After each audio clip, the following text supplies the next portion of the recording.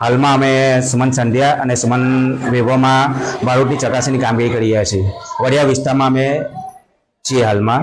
હવે એમાંથી સુમન સાધનામાંથી હાલમાં 3 બારોટ અમને મળી આવેલા છે. બાકીના જે ચકાસણી કરી છે એના પોતાના માલિકી છે, તેના આધાર કાર્ડ ફોટાવાળા પ્રૂફનો વેરીફાઈ કરીને ચકાસણી કરતા છે. હાલમાં 10 દિવસથી કામગીરી ચાલે છે.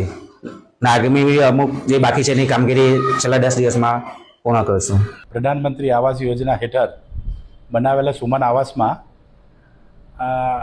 લોકો દ્વારા મને ફરિયાદ મળતા કે દરેક આવાસમાં લોકો જેને મકાન લાગેલા છે તે મકાન લોકો ભાડે આપીને આર્થિક લાભ લે છે.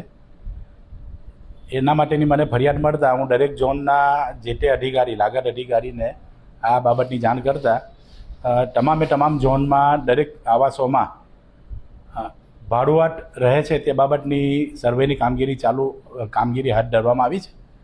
જેમાં હાલમાં મારી પાસે જે આંકડા છે તે મુજબ રાંદેર ઝોનમાં હાલમાં અત્યારે 3 જગ્યા પર એ લોકોએ સર્વે કરેલું છે.